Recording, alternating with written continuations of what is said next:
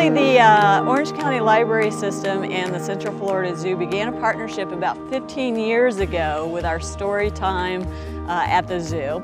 It began when an employee at the zoo had a friend that was a storyteller at the library, and she was telling him all about our story time at the zoo. And he said, you know what, we should come out and do that for you. And the rest is history. We've been doing it for about 15 years now. The storytellers from the Orange County Library System, they come and do our story time once a week during certain months.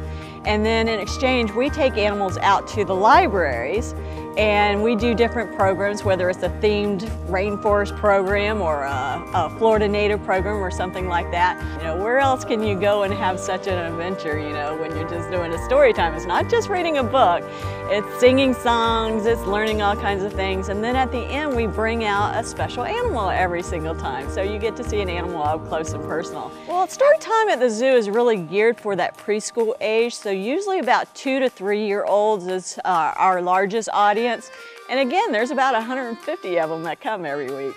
In addition to us taking animals out to the library, sometimes, you know, they're doing reading programs and things like that. And we'll donate tickets for, you know, sort of like an incentive to get the kids to read some books. Attendance has certainly increased. I think that's probably been our biggest effect, but it's also had a trickle-down effect, you know, when our attendance at Storytime increased.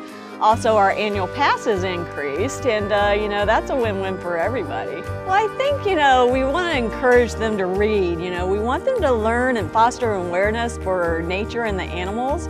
And by learning, you know, or reading books, they can learn a lot more about the animals that they meet that day at the zoo during story time. And we certainly want to encourage that. We first started, you know, this program 15 years ago, and we might have had, you know, 40 or so kids here with their parents. But today we have quite a few. We have about 150 attend. So attendance has certainly increased.